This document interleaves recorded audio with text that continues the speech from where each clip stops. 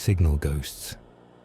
The last thing he remembered was headlights, a car horn, metal crushing bone.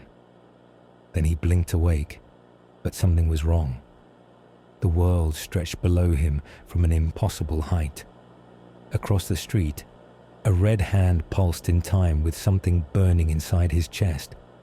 He tried to move, to scream, but nothing happened.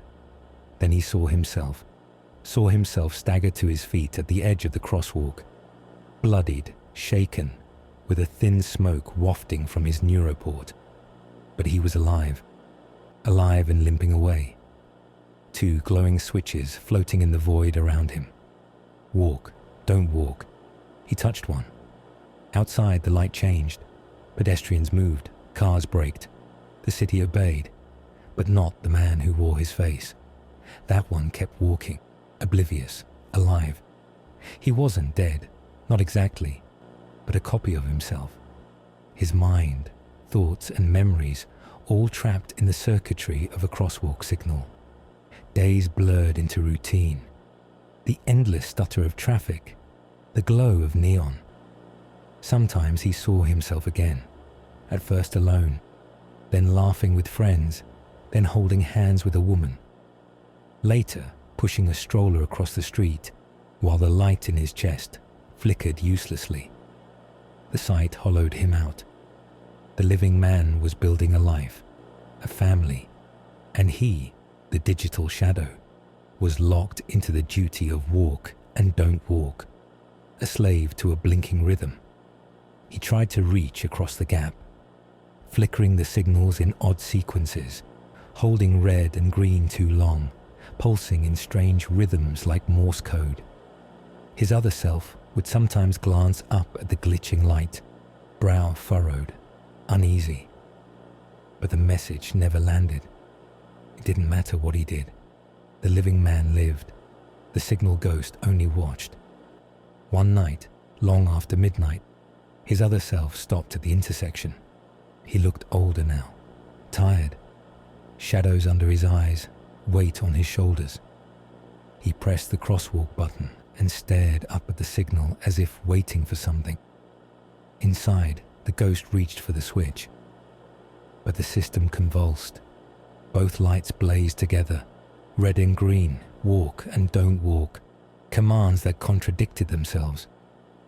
The man below hesitated, confusion on his face. The light spasmed again, erratic, impossible. And then he stepped into the street. Headlights, tires shrieking, bone and metal colliding. The ghost screamed, but no sound came. A moment later, another flicker. A second presence jolted awake in the neon cage beside him. The ghost didn't need an explanation. The system had taken another copy. 2 of them now staring out through pixelated windows at the city that would never stop moving. The lights reset. Red hand, green man. Traffic flowed, pedestrians crossed. The living world carried on. And in the hollow chest of the signal, 2 minds blinked in unison, trapped in the rhythm. Someday, there would be more.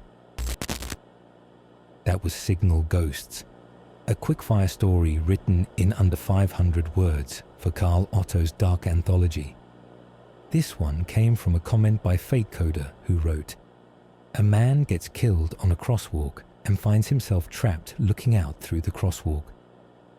Sign, having 2 light switches in front of him.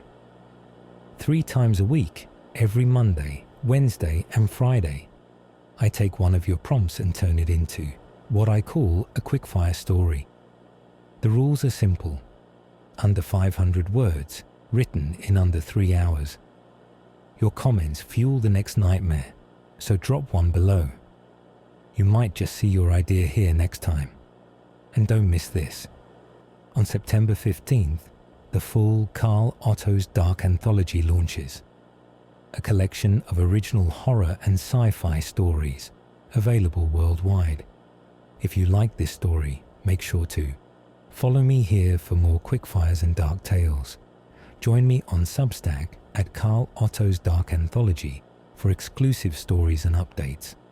Like, comment, and share to help spread the darkness.